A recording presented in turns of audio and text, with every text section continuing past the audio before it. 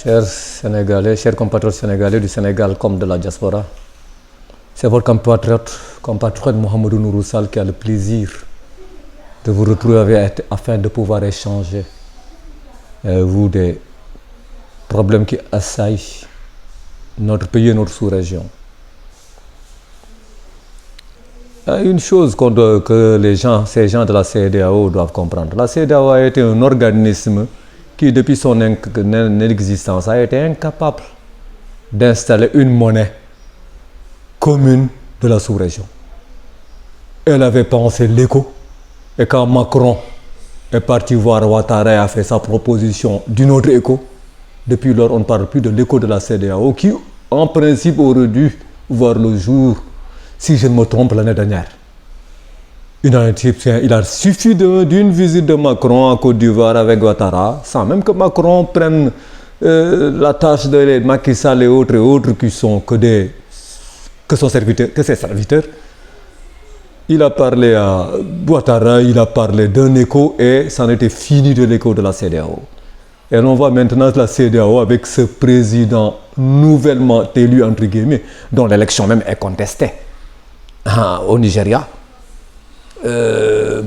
Qui défendent une intervention pour sauver qui? Mohamed Bazoum, qui était une marionnette de la France. Donc pour sauver les intérêts de la France au Nigeria, la CEDEAO veut intervenir. La CEDEAO n'a pas du tout, ne peut pas avoir pour mission, n'est pas habilité à pouvoir intervenir pour renverser des pouvoirs dans des pays qui sont indépendants. C'est ce que l'on parle. Même s'ils sont soi-disant indépendants, ce n'est pas à la CEDEAO d'intervenir pour jouer aux gendarmes, comme le faisaient les États-Unis, comme l'ont tenté de le faire les États-Unis en Afghanistan, et on a vu comment ça s'est terminé pour les Américains. Ils avaient leurs jambes à leur cou. Ils sont enfuis devant les talibans finalement après 20 ans d'occupation. Donc la CEDEAO qui est sabotée économiquement par la France qui a maintenu des sous-colonies, des néocolonies ici en Afrique, dans la plupart de ces pays qui sont membres de la CEDEAO, qui en a fait des sous-colonies qui ne sont même pas, qui n'existent, qui n'ont aucune indépendance, ni économique, encore moins politique, parce que la preuve, c'est ce qui se passe au Niger, en est l'illustration la plus absolue s'il en est besoin. Et donc la CEDEAO, qui a que des pays, qui n'est qu'un conglomérat de pays néocolonisés, ne peut pas décider du tout de ce qui va se passer au Niger. Ne peut pas décider non plus d'une intervention militaire. Encore que la CEDEAO même est un organisme sous-régional qui est, nous pensons, sous la tutelle de l'Union africaine. Et l'Union africaine, lors de sa rencontre, a dit qu'il ne faut pas qu'il y ait une intervention militaire. Mais qui est la CEDEAO pour dire qu'elle va de force, de gré ou de force, intervenir au niveau du Niger? Et il se trouve que ce sont des pays comme le Sénégal, la Côte d'Ivoire qui n'a même pas d'armée, et le Nigeria qui peine face à Boko Haram depuis des décennies, depuis plusieurs décennies qui peine face à Boko Haram et face aux multiples gangs qui prennent des otages chaque année au niveau du Nigeria. À chaque fois dans des internats, dans des dortoirs, ces gangs-là sont entrés, ont pris des otages, ont fait faire appeler ces derniers leurs enfants qui leur ont envoyé des rançons pour les libérer. C'est ce qui se vit jusqu'à présent au Nigeria, qui est le plus grand producteur africain d'or noir, mais où les Nigériens ne parviennent même pas à avoir du pétrole raffiné. C'est récemment même que Dangote a ouvert une raffinerie là-bas au Nigeria. Bref, le Niger n'est pas une tutelle ou une région de la CEDEAO. La CEDEAO n'est pas une fédération.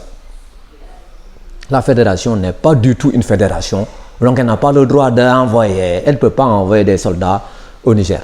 Cela dit, passons même au Sénégal qui voudrait envoyer des soldats là-bas. Mais le Sénégal, depuis 40 ans, depuis 1983 jusqu'à présent, que la rébellion de la Casamance dure, encore que ces Casamançais même, leur base arrière semblait se trouver à l'époque en Guinée-Bissau, et la frontière. Tenez-vous bien, la frontière entre le Sénégal et la Guinée-Bissau, c'est 330 et quelques kilomètres. 330 kilomètres. Pendant pendant 40 ans, le Sénégal n'a pas pu gérer ces rebelles qui ne sont pas une armée. Hein. Ces rebelles n'ont que des kalachnikovs, quelques lance-grenades. Ils n'ont même pas de blindés, ils n'ont rien, ni d'hélicoptère, ni rien. Et le Sénégal, l'armée sénégalaise a peiné face à ces rebelles du MFDC depuis 40 ans. Jusqu'à présent, ils ne sont pas venus, l'armée sénégalaise n'est pas venue à bout de la rébellion Casaces. Et on a perdu légion de soldats là-bas en Casamance, rien que du fait de cette rébellion. Et maintenant, le Sénégal voudrait mobiliser des soldats, je ne sais plus, quelque chose comme 2 milliers de soldats pour les amener au Niger. Le Niger, c'est le colosse en termes de géographie de l'Afrique occidentale. C'est 1 200 000, je ne sais plus, 70 000 km² de leur superficie. Ils ont 1500 km de frontières rien qu'avec le Nigeria. 1500 km de frontières, soit 5 fois plus que la frontière qui existe entre le Sénégal et la Guinée-Bissau, qui constituait les bases arrières des rebelles du MFDC. Et le Sénégal voudrait envoyer des militaires là-bas pour combattre. Combattre dans un pays dont la superficie fait plus de 6 fois celle du Sénégal. C'est 1 270 000 km² le Niger à peu près. Sa superficie, c'est 6 fois la superficie du Sénégal qui fait à peine 196 000 km².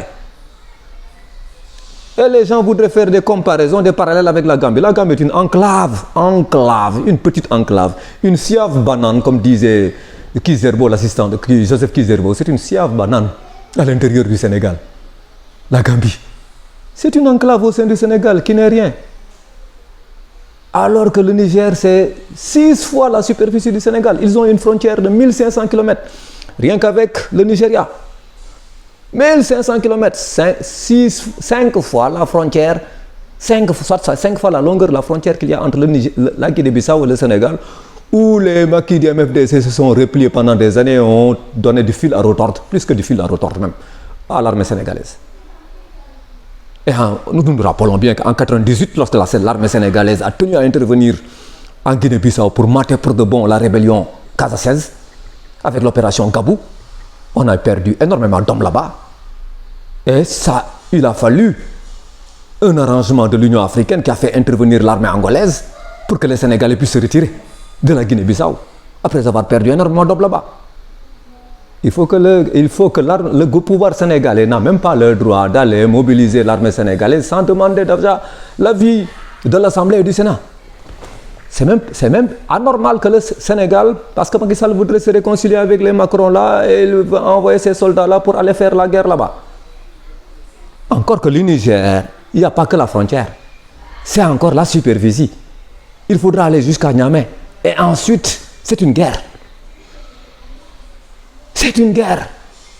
Et tout est possible dans ces guerres-là, dans ces situations de guerre. Encore que le Mali, qui est frontalier du Niger, du côté nord, du Niger qui a une frontière de 800 et quelques kilomètres, je ne sais plus, avec le Niger. L'Algérie qui a une frontière de 900 et quelques kilomètres avec le Niger, qui est au nord encore du Niger. Le Tchad qui est à l'est du Niger et qui a une frontière, je ne sais plus combien. Le Burkina qui a une frontière de 600 et quelques kilomètres sont contre cette intervention. Même le Togo a refusé tout en survol de son territoire par les avions ou bien par les troupes de l'ECOMOG. Je ne sais plus si c'est l'ECOMOG qu'on les appelle, c'est soi-disant, c'est Lucky Luke, c'est pseudo-Lucky Luke asservi à la France là, de la CEDEAO. Mais qu'est-ce qui prend ces gens de la CEDEAO? Ça, c'est cette CEDEAO qui est incapable de gérer les problèmes économiques des Africains, depuis des gens de la sous-région, depuis qu'ils sont là, depuis que la CEDEAO existe. Les émigrés, combien de bateaux périssent? On a entendu, on a eu des nouvelles du bateau qui a chaviré au niveau près du Cap-Vert, qui a été repéré par un bateau de pêche espagnol. C'était essentiellement des Sénégalais qui étaient dans ce bateau, qui voulaient s'enfuir vers les îles Canaries parce qu'il n'y a rien à manger chez eux, il n'y a rien dans leur pays. Pratiquement tous ont péri. Alors, ils n'ont pas été retrouvés. Il n'y en a que quelques dizaines qui ont été retrouvés. Tout le reste a péri.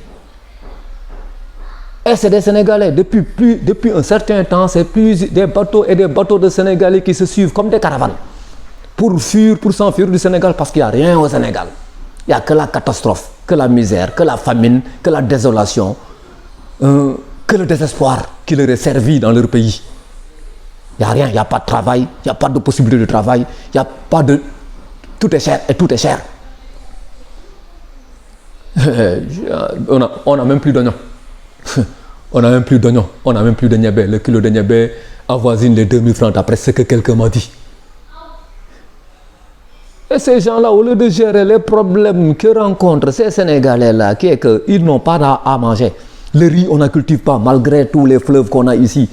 On en a parlé, reparlé dans des vidéos à plusieurs reprises. Pourquoi? Qu'est-ce qui, diable, empêche le pouvoir sénégalais d'aménager la vallée du fleuve Sénégal pour que les gens cultivent le riz et pour qu'on soit autosuffisant?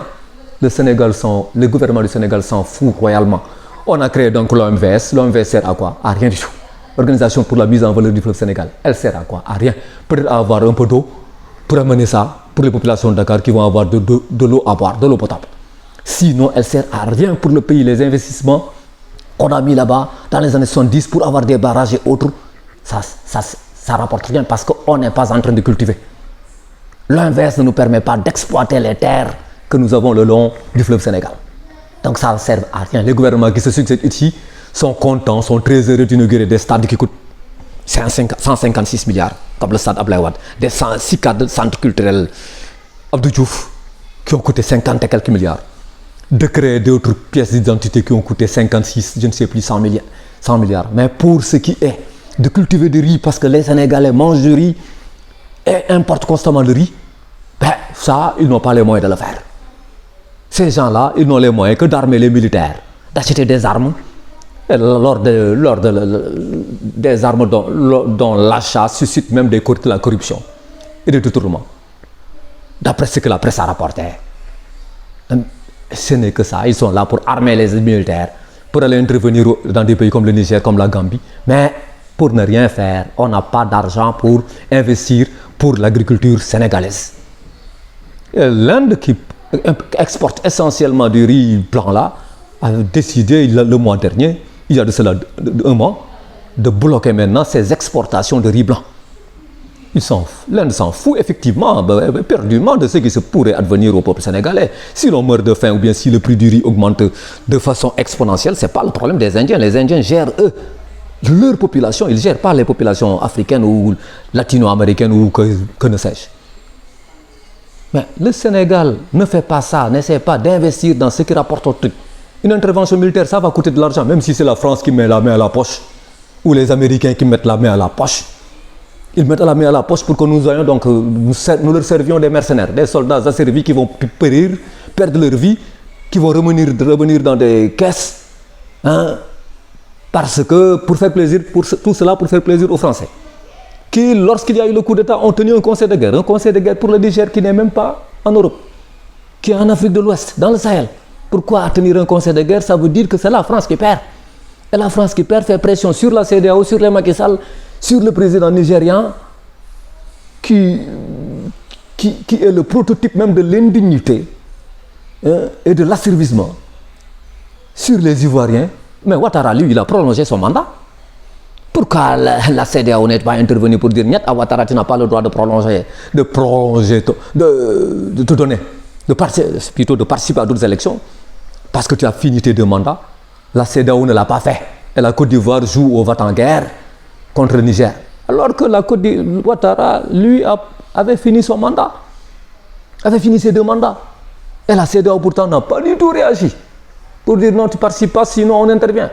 Ils n'ont pas fait de même non plus avec l'autre qui a été chassé du pouvoir en Guinée, je ne sais plus comment il s'appelle, Alpha Condé, qui avait fait un maquillage constitutionnel pour pouvoir se présenter à un 3e mandat, alors qu'il n'y avait pas le droit.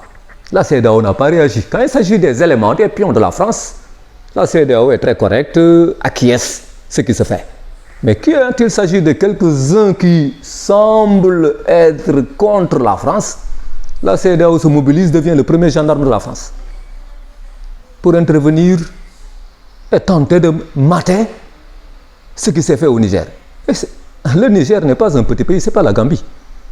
Si c'est des illusions, c'est d'illusions qu'ils se bercent pour aller au Niger là, en pensant que c'est le parallèle de ce qui s'est passé en Gambie, qu'ils se détrompent, ils vont se désillusionner rapidement. Parce que le Niger est une vaste étendue, c'est le plus grand pays en termes d'air, c'est le plus grand de toute l'Afrique de l'Ouest. Le Niger est même plus vaste que le Nigeria. Le Nigeria peine pour contenir Boko Haram depuis des années et des années. Le Nigeria peine toujours pour contenir des bandes armées qui sont là-bas, qui font la pluie et le beau temps. Le Nigeria, qui n'a même pas les moyens de gérer ça, voudrait envoyer 4000, je ne sais plus, 5000 soldats au Niger. Qu'ils y aillent, s'ils croient que c'est pour une promenade de santé, qu'ils y aillent.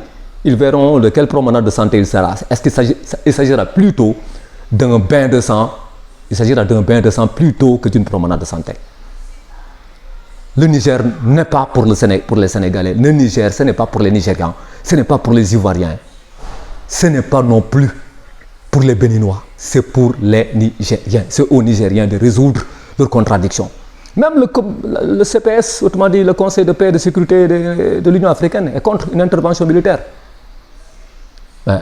La CEDEAO donc voudrait se dérober aux décisions, à UX, décisions du Conseil de paix et de sécurité de l'Union africaine. Et donc intervenir malgré l'avis défavorable de ce dernier. Ben voilà ce qu'ils entendent par confédération, communauté économique des États de l'Afrique de l'Ouest et Union africaine. Voilà comment ça se fait. Des gens prennent une décision au niveau de l'Union africaine, se réunissent. Non, il ne faut pas d'intervention militaire. La CEDEAO dit que malgré tout, elle va intervenir. Ben, on verra ce qui se passera. Et les Maliens, comme les Burkinabés, ont dit qu'ils sont concernés par ce qui se passe au Niger. S'il y a une intervention d'éléments de la CEDEAO, qu'eux aussi interviendraient. Et que donc c'est un conflit, c'est un chaos qui risque de se créer là-bas pendant des années. C'est pire que ce qui s'est passé en Gabou en 1998, l'opération Gabou, qui a commencé en 1998, mais qui s'est terminée quand? Et comment? Il a fallu l'intervention de l'armée angolaise pour que les Sénégalais s'extirpent des sables mouvants qu'était devenue la Guinée-Bissau pour l'armée sénégalaise.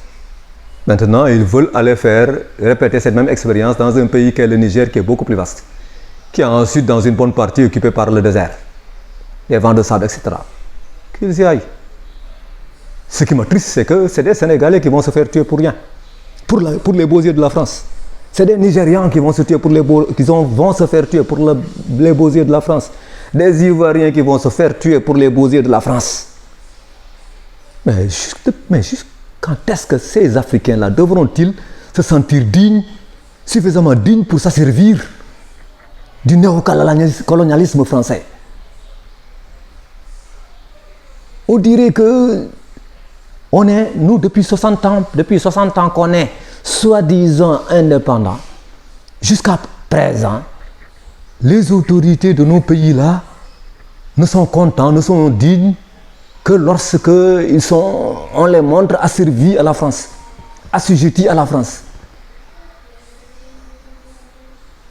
C'est ça les Macky Sall, c'est ça les Ouattara, c'est ça les... Je ne sais plus, Bonotabou, le président ghanéen qui n'a aucune dignité, qui compte sur une intervention là pour se redorer un peu le blason au niveau du FMI parce qu'il a besoin. Il a besoin de dollars. Que le FMI lui donne davantage de dollars. C'est au mois de mai qu'ils ont perçu $1 milliard de la part du FMI. Et c'est un prêt. Parce que le Ghana est dans une passe économique terrible, comme le sont dans tous les pays de la sous-région de l'Afrique de l'Ouest. Ils sont dans une passe économique, c'est une situation exsangue économiquement parlant. Que ce soit le Ghana, le Nigeria, et j'en passe, la Côte d'Ivoire, le Sénégal. C'est pourquoi nous avons nos parents qui prennent des caravanes de pirogues pour s'en aller, pour fuir cet enfer. Parce qu'il faut le fuir, cet enfer. C'est ce qu'ils se sont dit, pour fuir cet enfer que constitue leur CEDEAO. La CEDEAO, au lieu de gérer cela, gère des interventions militaires. La CEDEAO n'a pas les moyens pour investir dans des projets économiques qui vont aider, qui vont améliorer le quotidien des Africains, mais ils ont de l'argent pour investir dans des cartouches, des balles et la désolation. Ils n'ont pas de l'argent pour la paix socio-économique des éléments de la CEDEAO, mais ils ont de l'argent pour la guerre au Niger. Mais cette CEDEAO n'a quand même qu'à éclater.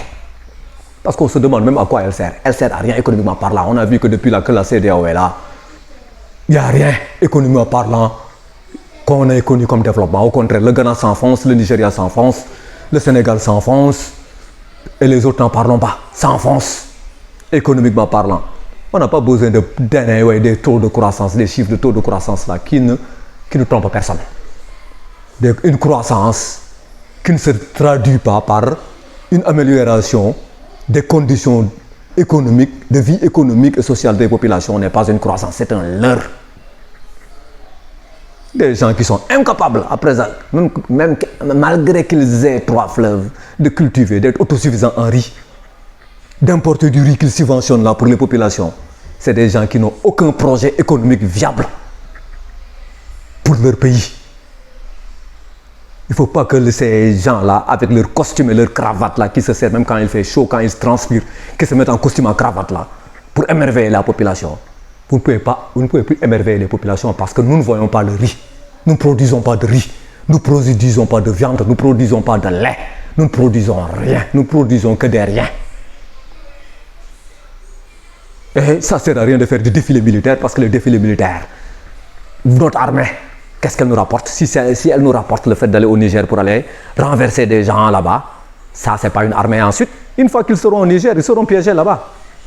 Quand des Américains qui ont 1200 soldats sont là-bas depuis des années contre des djihadistes ne parviennent pas à vaincre les djihadistes, quand les Français qui sont 1500 là-bas au Niger ne parviennent toujours pas à vaincre les djihadistes, quand ces armées de tout le coin là n'ont pas pu vaincre ces djihadistes-là, ce n'est pas ces Sénégalais, ces Nigérians, ces Ghanéens-là, ces Ivoiriens-là qui vont mais renverser un pouvoir. Ils croient qu'ils vont renverser un pouvoir et c'est fini. Renverser le pouvoir et on rentre chez nous. Mais vous renversez le pouvoir, vous gérez le pays. Un pays qui est hostile à la France, hostile aux États-Unis, qui veut vivre sa libération, sa liberté. Cela dit, chers Sénégalais, merci et au revoir.